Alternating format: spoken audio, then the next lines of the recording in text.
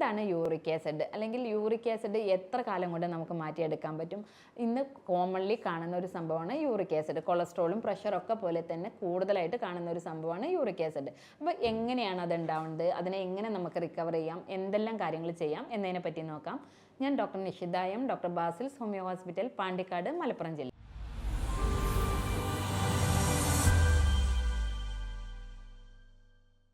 എന്താണ് uric acid? നമുക്കറിയാം, നമ്മൾ ഇന്ന് കോമൺലി കേൾക്കുന്ന ഒരു സംഭവമാണ്.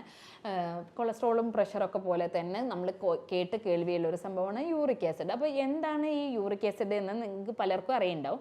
എങ്കിലും ദഹന വ്യവസ്ഥയിൽ പ്യൂരിൻ അടങ്ങിയിട്ടുള്ള ഭക്ഷണങ്ങൾ നമ്മൾ കഴിക്കുമ്പോൾ ഉണ്ടാകുന്ന ഒരു ബൈ പ്രോഡക്റ്റ് ആണ് നമ്മുടെ യൂറിക് ആസിഡ്.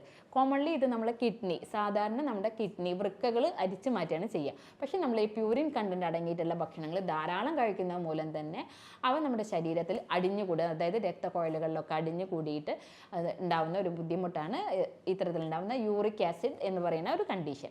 അത് കൂടുതലാകുമ്പോൾ അത് നമ്മുടെ സന്ധികളിലൊക്കെ അടിഞ്ഞുകൂടി ഗൗട്ട് എന്നുള്ള ഒരു വേദനാജനകമായിട്ടുള്ളൊരു ബുദ്ധിമുട്ടിലേക്ക് എത്താറുണ്ട്. അപ്പം ഇത്തരത്തിൽ യൂറിക് ആസിഡ് ഉണ്ടാവാനുള്ള കാരണങ്ങൾ എന്തൊക്കെയാണ്, അല്ലെങ്കിൽ നമുക്ക് അതിനൊക്കെ എങ്ങനെ റിക്കവർ ചെയ്യാം, അല്ലെങ്കിൽ നമ്മൾ എന്തൊക്കെ ചികിത്സാ രീതിയിൽ കൂടെ അല്ലെങ്കിൽ എന്തൊക്കെ ചെയ്തിട്ട് നമുക്കിതിനെ മാറ്റാം, നമുക്കിതിന് വളരെ വേഗം തന്നെ ക്ലിയർ ചെയ്യാൻ പറ്റും. നമുക്കതിന് വളരെ ഫലപ്രദമായിട്ടുള്ള ചികിത്സയുണ്ട്. അപ്പോൾ നിങ്ങൾ ശ്രദ്ധിക്കുക, യൂറിക് ആസിഡ് കൂടുതലാണെങ്കിൽ നമുക്കൊരു ആകെ ടെൻഷനാവും. കാരണം ഇതിന് കൂടി, ഇനി ഇതെന്താണ് ആവുക എന്നുള്ളത്. അപ്പോൾ നിങ്ങൾ പേടിക്കേണ്ട ആവശ്യമില്ല. നമുക്കിതിന് വളരെ വ്യക്തമായിട്ടുള്ള ട്രീറ്റ്മെൻറ്റ് ഉള്ളത് കൊണ്ട് തന്നെ വളരെ കുറഞ്ഞ കാലം കൊണ്ട് തന്നെ നമുക്കിത് മാറ്റിയെടുക്കാൻ പറ്റുന്നതാണ്. ഇനി ഈ യൂറിക് ആസിഡ് എങ്ങനെയാണ് നമ്മുടെ ശരീരത്തിൽ ഉണ്ടാവുന്നത്? ഞാൻ ആദ്യമേ പറഞ്ഞു, പ്യൂരിൻ അടങ്ങിയിട്ടുള്ള ഭക്ഷണങ്ങൾ കഴിക്കുന്ന മൂലമാണ് ഇത് കൂടുതൽ ഉണ്ടാവാറ്. എന്തൊക്കെ കാരണത്താലാണ് യൂറിക് ആസിഡ് ഉണ്ടാവുക എന്നുള്ളത്? അതിൽ ഏറ്റവും പ്രധാനമാണ് നമ്മുടെ ഇന്നത്തെ ജീവിതശൈലി രോഗമാണ് അമിതവണ്ണം, പൊണ്ണത്തടി. അതിലൊരു പ്രധാന കാരണമാണ്. പിന്നെ ഫാമിലി ജെനറ്റിക് ആയിട്ടുള്ള എന്തെങ്കിലും ബുദ്ധിമുട്ടുകൾ ഉണ്ടെങ്കിൽ, ഫാമിലി ടെൻഡൻസി ഉണ്ടെങ്കിൽ, അതുപോലെ തന്നെ ഹൈപ്പോ തൈറോയിഡീസ് ഉണ്ടെങ്കിൽ, തൈറോയിഡിൻ്റെ ഇഷ്യൂസ് ഉണ്ടെങ്കിൽ, അതുപോലെ തന്നെ ഡയോറക്റ്റിക്സ് ഉപയോഗിക്കുന്ന വ്യക്തികൾ, ആസ്പിരിൻ പോലെയുള്ള ഡ്രഗ്സുകൾ, മരുന്നുകൾ സ്ഥിരമായിട്ട് കഴിക്കുന്ന വ്യക്തികൾ, ഇവരിലൊക്കെ യൂറിക് ആസിഡ് ഉണ്ടാവാറുണ്ട്. അതുപോലെ മദ്യം കൂടുതലായിട്ട് ബിയർ കഴിക്കുന്ന വ്യക്തികളിൽ, ഇവരിലൊക്കെ യൂറിക് ആസിഡിൻ്റെ അളവ് വളരെ വേഗം കൂടാനുള്ള ചാൻസ് ഉണ്ട്. പൊണ്ണത്തടി അതിലൊരു പ്രധാന വില്ലനാണ്. അപ്പോൾ ഇത്തരത്തിൽ ഓവർ വെയിറ്റ് ഉള്ളൊരു വ്യക്തികൾ തുടങ്ങിയവരിലൊക്കെയാണ് കൂടുതലായിട്ട് യൂറിക് ആസിഡ് ഉണ്ടാവാറുള്ളത്. അതേപോലെ തന്നെയാണ് വൃക്ക സംബന്ധമായിട്ടുള്ള എന്തെങ്കിലും രോഗങ്ങളുള്ള വ്യക്തികളിലും ഇത്തരത്തിൽ യൂറിക് ആസിഡ് കൂടുതൽ ഉണ്ടാവാറുണ്ട്. അതേ പറഞ്ഞു, വൃക്കകളാണ് ഇതിനെ ഫിൽട്ടർ ചെയ്തിട്ട് കളയാറുള്ളത്. അപ്പോൾ വൃക്ക സംബന്ധമായിട്ടുള്ള അസുഖങ്ങളുള്ള വ്യക്തികളിലും ഇത്തരത്തിൽ യൂറിക് ആസിഡിൻ്റെ അളവ് കൂടാനുള്ള ചാൻസ് ഉണ്ട്. ഇത്തരത്തിൽ യൂറിക് ആസിഡ് കൂടുതലായിട്ട് ഉണ്ടായി കഴിഞ്ഞാൽ നമ്മളിൽ എന്തൊക്കെ ലക്ഷണങ്ങളാണ് ഉണ്ടാവുക എന്നുള്ളത്. അതിൽ ഏറ്റവും പ്രധാനമാണ് നന്നായിട്ട് ക്ഷീണം ഉണ്ടാവുക, നമ്മുടെ പേശികളിലൊക്കെ. അതുപോലെ തന്നെ ബലക്കുറവ്, സന്ധികളിലെ വേദന, അതുപോലെ സ്വെല്ലിങ്സ്, നീർക്കെട്ട് വരിക സന്ധികളിൽ. അതുപോലെ തന്നെ അമിതമായിട്ടുള്ള ക്ഷീണം ഉണ്ടാവുക, സ്കിന്ന് നമ്മുടെ വരണ്ട ചർമ്മമായിട്ട് മാറുക, വൃക്കകളിൽ കല്ലുണ്ടാവുക, അത് വൃക്ക സംബന്ധമായിട്ടുള്ള മറ്റ് ബുദ്ധിമുട്ടുകൾ ഉണ്ടാവുക തുടങ്ങിയവയൊക്കെ എന്താ വെച്ചാൽ യൂറിക് ആസിഡിൻ്റെ ഭാഗമായിട്ട് കാണിക്കുന്ന ലക്ഷണങ്ങളാണ്. ഇത്തരത്തിൽ യൂറിക് ആസിഡ് വളരെയധികം കൂടുതലായ ഹൃദയ സംബന്ധമായ അസുഖങ്ങൾ വരെ വരാനുള്ള ചാൻസ് കൂടുതലാണ്. അതുപോലെ തന്നെ യൂറിക് ആസിഡ് കൂടുതലായി കഴിഞ്ഞാൽ നമ്മുടെ ഉദ്ധാരണ പ്രശ്നങ്ങൾ, അതായത് പുരുഷന്മാരിലുണ്ടാകുന്ന ഉദ്ധാരണ പ്രശ്നങ്ങൾക്ക് വരെ കാരണമാകാറുണ്ട്. അപ്പോൾ അത്തരത്തിൽ യൂറിക് ആസിഡ് നിങ്ങൾക്കുണ്ടെങ്കിൽ നമുക്കത് വളരെ വേഗം തന്നെ ചികിത്സിച്ച് ഭേദമാക്കാം. അത് ചികിത്സിക്കുന്നതിന് മുന്നേ തന്നെ നിങ്ങൾക്ക് എന്തൊക്കെ ചെയ്ത് കഴിഞ്ഞാൽ വീട്ടിൽ തന്നെ നമുക്കത് മാറ്റാൻ പറ്റുന്ന ചില കാര്യങ്ങളുണ്ട്. അതെന്തൊക്കെയെന്ന് ഞാൻ പറയുന്നത് നിങ്ങളൊന്ന് ശ്രദ്ധിക്കുക. അതിലേറ്റവും പ്രധാനമാണ് അത്തരത്തിൽ യൂറിക് ആസിഡ്. അതേ പറഞ്ഞു, അമിതവണ്ണം ഇതിൻ്റെ ഒരു പ്രധാന കാരണമാണെന്ന്. അതുമൂലം തന്നെ നിങ്ങൾ കൃത്യമായിട്ട് റെഗുലറായിട്ട് എക്സസൈസ് ചെയ്യാൻ വേണ്ടി ശ്രദ്ധിക്കുക. ഡെയിലി ഒരു 45 മിനിറ്റ് എങ്കിലും എക്സസൈസ് ചെയ്യുക. നമ്മുടെ ശരീരത്തിന് ആവശ്യമായിട്ടുള്ള BMI, അതായത് ബോഡി മാസ് ഇൻഡെക്സ് ഉണ്ട് എന്ന് ഉറപ്പ് വരുത്തുക. വെയിറ്റ് കൂടുതലാവാതിരിക്കാൻ വേണ്ടി ശ്രദ്ധിക്കുക. കൃത്യമായിട്ടുള്ള ഒരു ഡയറ്റ് പ്ലാൻ ഉണ്ടാക്കാൻ വേണ്ടി ശ്രദ്ധിക്കുക. അതുപോലെ തന്നെ വെയിറ്റ് റിഡക്ഷൻ വേണ്ടി ശ്രദ്ധിക്കുക. അതുപോലെ പ്യൂരിൻ അടങ്ങിയിട്ടുള്ള ഭക്ഷണങ്ങൾ ഒഴിവാക്കാൻ വേണ്ടി ശ്രദ്ധിക്കുക. മദ്യം ഒഴിവാക്കുക, പ്രത്യേകിച്ച് ബിയർ പോലെയുള്ള ഭക്ഷണങ്ങൾ.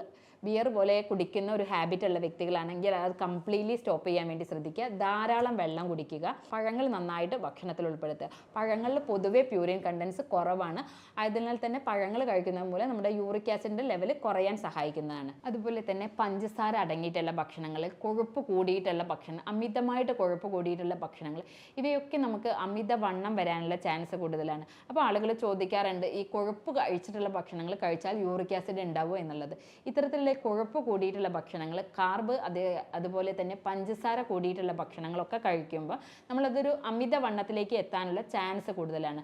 അതുകൊണ്ട് തന്നെ എന്താ വെച്ചാൽ ഇത്തരത്തിൽ ഈ അമിതവണ്ണം ഉണ്ടാകുമ്പോൾ തന്നെ നമുക്ക് യൂറിക് ആസിഡ് വരാനുള്ള ചാൻസ് കൂടുതലാണ്. യൂറിക് ആസിഡ് ഉള്ള വ്യക്തികൾ എന്തൊക്കെ ഭക്ഷണത്തിൽ നിന്ന് ഒഴിവാക്കണം എന്ന് നമുക്ക് നോക്കാം. അതിൽ പ്രധാനമാണ് ചീര, കൂണ്, കടല, അതുപോലെ തന്നെ ചുവന്ന മാംസം, മദ്യം, ബീർ പോലെയുള്ളവ തുടങ്ങിയവ കംപ്ലീറ്റ്ലി ഒഴിവാക്കേണ്ടതാണ്. കൃത്യമായിട്ട് ഉറക്കം ലഭിക്കുന്നു എന്നുള്ളത് ശ്രദ്ധിക്കേണ്ടതാണ്. കൃത്യമായിട്ട് വ്യായാമം ശ്രദ്ധിക്കുക. അതുപോലെ തന്നെ അമിതമായിട്ടുള്ള വണ്ണം ഒഴിവാക്കാൻ വേണ്ടി ശ്രദ്ധിക്കുക. ഇനി ഈ നമുക്കറിയാം കക്കയിറച്ചി, അതുപോലെ തന്നെ ചിപ്പി, കൂണ് തുടങ്ങിയവയിലൊക്കെ ധാരാളം റിച്ച് ഓഫ് യൂറിക് ആസിഡ് ആണ്. അപ്പോൾ അത്തരത്തിൽ കൂണ് പോലെയുള്ള ഭക്ഷണങ്ങളൊക്കെ കഴിക്കുന്നത് നമ്മുടെ യൂറിക് ആസിഡിൻ്റെ ലെവൽ കൂട്ടാനാണ് സഹായിക്കുക. അപ്പോൾ അതുമൂലം തന്നെ അവ കൃത്യമായിട്ട് നമ്മുടെ ഭക്ഷണത്തിൽ നിന്ന് അവോയ്ഡ് ചെയ്യാൻ, അതായത് ഒഴിവാക്കാൻ വേണ്ടി ശ്രദ്ധിക്കേണ്ടതാണ്. അപ്പോൾ യൂറിക് ആസിഡ് കുറയ്ക്കാൻ വേണ്ടിയിട്ട് നമ്മൾ ധാരാളം വെള്ളം കുടിക്കുക, കൃത്യമായിട്ട് എക്സസൈസ് ചെയ്യുക. എക്സസൈസ് ചെയ്യുമ്പോൾ തന്നെ ഞാൻ പറഞ്ഞില്ല, അമിതവണ്ണം കുറയ്ക്കുക, നമ്മുടെ ശരീരത്തിന് ആവശ്യമായിട്ടുള്ള BMI നിലനിർത്താൻ വേണ്ടി ശ്രദ്ധിക്കുക, രക്തസമ്മർദ്ദം നിയന്ത്രിക്കാൻ വേണ്ടിയിട്ട് ശ്രദ്ധിക്കുക, സ്ട്രെസ്സുകൾ ഒഴിവാക്കുക. അതുപോലെ തന്നെ യോഗ പോലെയുള്ള മെഡിറ്റേഷൻസ് ഒക്കെ നമുക്ക് ഫോളോ ചെയ്യാവുന്നതാണ്. ഇത്തരത്തിൽ യൂറിക് ആസിഡ് ഉണ്ടെങ്കിൽ നമ്മൾ ഭക്ഷണത്തിൽ ഉൾപ്പെടുത്തേണ്ട കാര്യങ്ങളാണ്. നമുക്ക് വെള്ളരിക്ക, കക്കരിക്ക പോലെയുള്ളവ ഭക്ഷണത്തിൽ ഉൾപ്പെടുത്താം. ആദ്യം പറഞ്ഞു യൂറിക് ആസിഡ്, പഴങ്ങളൊന്നും യൂറിക് ആസിഡ് കൂട്ടുന്നില്ല എന്ന്. അപ്പോൾ അതുമൂലം തന്നെ നമുക്ക് പഴങ്ങൾ നന്നായിട്ട് കഴിക്കാം, നട്ട്സുകൾ കഴിക്കാം. നട്ട്സുകളിനകത്തൊക്കെ ഒരുപാട് മാഗ്നീഷ്യം പോലെയുള്ള സാധനങ്ങളൊക്കെ ഉള്ളതിനാൽ തന്നെ നമ്മുടെ യൂറിക് ആസിഡ് കുറയ്ക്കാൻ വേണ്ടി അവ സഹായിക്കുന്നതാണ്. അതുപോലെ തന്നെ വൈറ്റമിൻ സി റിച്ച് ആയിട്ടുള്ള ഭക്ഷണങ്ങൾ, നമ്മുടെ നെല്ലിക്ക, അതുപോലെ തന്നെ എല്ലാ ബെറീസും, തക്കാളി പോലെയുള്ളവയൊക്കെ നമ്മുടെ യൂറിക് ആസിഡ് കുറയ്ക്കാൻ വേണ്ടി സഹായിക്കുന്നതാണ്.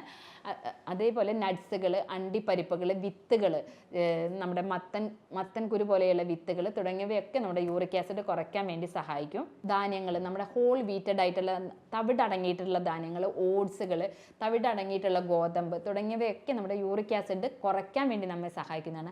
അപ്പോൾ ഇക്കാര്യങ്ങളൊക്കെ നമ്മുടെ ഡയറ്റിൽ ഉൾപ്പെടുത്താൻ വേണ്ടി പ്രത്യേകം ശ്രദ്ധിക്കുക. ഒഴിവാക്കേണ്ട കാര്യങ്ങൾ ആദ്യം നിങ്ങൾ ശ്രദ്ധിക്കുക, അതിനുശേഷം എന്തൊക്കെ കഴിക്കണമെന്ന് പറഞ്ഞതും കൂടെ ശ്രദ്ധിക്കുക. ഈ കാര്യങ്ങളൊക്കെ നിങ്ങൾ ചെയ്ത് നോക്കുക. അതുപോലെ തന്നെ നിങ്ങൾക്ക് ഇത്തരത്തിൽ യൂറിക് ആസിഡ് ഒക്കെ ഉണ്ടെങ്കിൽ നിങ്ങൾക്ക് വീട്ടിൽ നിന്ന് ചെയ്യാൻ പറ്റുന്ന ചില ഹോം റെമഡീസ് ഉണ്ട്. ആദ്യം പറഞ്ഞു, ഈ യൂറിക് ആസിഡ് വളരെയധികം കൂടിക്കഴിഞ്ഞാൽ നമ്മുടെ സന്ധികളിലൊക്കെ ഇവയെ ഡെപ്പോസിറ്റ് ആവാൻ തുടങ്ങും. ആ ഒരു കണ്ടീഷൻ വളരെ പെയിൻഫുൾ ആയിട്ടുള്ള, അതൊരു വേദനാജനകമായിട്ടുള്ള ഒരു കണ്ടീഷനാണ് ഗൗട്ട് എന്നുള്ള ഒരു കണ്ടീഷൻ. അതായത് യൂറിക് ആസിഡ് ക്രിസ്റ്റൽസ് ഫോം ചെയ്യുന്ന ഒരു കണ്ടീഷനാണ്. അപ്പോൾ ഇത്തരത്തിലുണ്ടാകുമ്പോൾ നമ്മുടെ സന്ധികളൊക്കെ എന്താ വെച്ചാൽ നന്നായിട്ട് സ്വെല്ലിംഗ് ആയിട്ട് വരിക, വീക്കം വരിക തുടങ്ങിയ ബുദ്ധിമുട്ടുകളൊക്കെ ഉണ്ടാവാറുണ്ട്. അപ്പോൾ അത്തരത്തിലേക്കൊന്നും പോവാതെ തന്നെ ഈ കാര്യങ്ങളൊക്കെ നിങ്ങൾ ചെയ്തു നോക്കുക. അതിൽ പ്രധാനപ്പെട്ട ഒന്നാണ് യൂറിക് ആസിഡ് കുറയ്ക്കാൻ വേണ്ടി നിങ്ങൾക്ക് ചെയ്യാവുന്ന ഒരു ഹോം റെമഡിയാണ് ആപ്പിൾ സിഡർ വിനീഗർ 1 ടീസ്പൂണും അതുപോലെ തന്നെ 1 ഗ്ലാസ് ചൂടുവെള്ളം കൂടെ മിക്സ് ചെയ്യുക. ദിവസവും രാവിലെ വെറും വയറ്റിൽ കഴിക്കുക. ഇത്തരത്തിൽ ഒരു 15 ദിവസം നിങ്ങൾ റെഗുലർലി കഴിക്കുമ്പോൾ തന്നെ നിങ്ങളുടെ യൂറിക് ആസിഡ് ലെവൽ കുറഞ്ഞു വരുന്നതാണ്. അതുപോലെ തന്നെ പച്ച പപ്പായ ചെറിയ കഷ്ണങ്ങളാക്കി ഇട്ടിട്ട് നന്നായിട്ട് തിളപ്പിക്കുക. അതൊരു 2 ഗ്ലാസ് വെള്ളം വെച്ചിട്ട് അത് നന്നായി കുറുക്കിയെടുത്തിട്ട് 1 ഗ്ലാസ് ആക്കിയതിന് ശേഷം ദിവസവും രാവിലെ കഴിക്കുക. ഇതും ഏകദേശം ഒരു മാസം നിങ്ങൾ കഴിക്കുകയാണെങ്കിൽ തന്നെ നിങ്ങളുടെ യൂറിക് ആസിഡ് ലെവൽ നന്നായിട്ട് കുറഞ്ഞു വരുന്നതാണ്. അതേപോലെ നിങ്ങൾക്ക് ചെയ്യാവുന്ന ഒന്നാണ് 1 ടീസ്പൂൺ ചെറുനാരങ്ങ നീരും അതുപോലെ തന്നെ 1 ഗ്ലാസ് വെള്ളം കൂടെ മിക്സ് ചെയ്യുക. ദിവസവും രാവിലെ കഴിക്കുക. ഇത്തരത്തിൽ ഈ ചെറുനാരങ്ങയ്ക്കകത്ത് ധാരാളം വൈറ്റമിൻ സി ഉള്ളതിനാൽ തന്നെ ഒരു റിച്ച് ഓഫ് ആൻറ്റി ഓക്സിഡൻസ് ആണ്. അതുമൂലം തന്നെ അവ എന്താ വെച്ചാൽ യൂറിക് ആസിഡിൻ്റെ ലെവൽ നന്നായിട്ട് കുറയ്ക്കാൻ വേണ്ടി സഹായിക്കും. ഇത്തരത്തിൽ യൂറിക് ആസിഡ് സംബന്ധിച്ച് നിങ്ങൾക്ക് എന്തെങ്കിലും ബുദ്ധിമുട്ടുകൾ ഉണ്ടെങ്കിൽ നിങ്ങൾ ഈ പറഞ്ഞ കാര്യങ്ങളൊക്കെ നിങ്ങൾ ചെയ്തു നോക്കുക. എന്നിട്ട് നിങ്ങൾക്ക് അവ കുറയുന്നില്ലെങ്കിൽ നിങ്ങൾ കൃത്യമായിട്ട് ട്രീറ്റ്മെൻറ്റ് എടുക്കേണ്ടതാണ്. അതിനുവേണ്ടി നമ്മൾ ചെയ്യാറുള്ളത് യൂറോപ്യൻ നിർമ്മിതമായ ഒരു സോഫ്റ്റ്വെയർ ഉപയോഗിച്ചിട്ട് പേഷ്യൻറ്റിൻ്റെയും രോഗിയുടെയും രോഗത്തിൻ്റെയും ലക്ഷണങ്ങളൊക്കെ കൺസിഡർ ചെയ്തിട്ട് റെപ്പട്രൈസേഷൻ എന്നുള്ള ഒരു മെത്തേഡിൽ കൂടെ നമ്മൾ ജർമ്മൻ നിർമ്മിതമായ മെഡിസിൻസ് കൊടുത്തിട്ടാണ് ട്രീറ്റ്മെൻറ്റ് കൊടുക്കാറുള്ളത്. അതുകൊണ്ട് തന്നെ മറ്റ് അസുഖങ്ങളുള്ളവരോ അല്ലെങ്കിൽ വേറെ എന്തെങ്കിലും മെഡിക്കേഷൻസ് ഒക്കെ കഴിക്കുന്ന വ്യക്തികളാണെങ്കിൽ നിങ്ങൾക്ക് വളരെ വേഗം തന്നെ ഈ മെഡിസിൻസ് കഴിക്കാവുന്നതാണ്. യാതൊരു പാർശ്വഫലങ്ങളും ഇല്ല.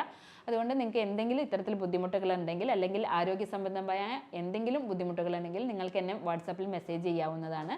ഞാൻ doctor Nishitha M, doctor Basil's homeo hospital, Pandikkad, Malappuram ജില്ല.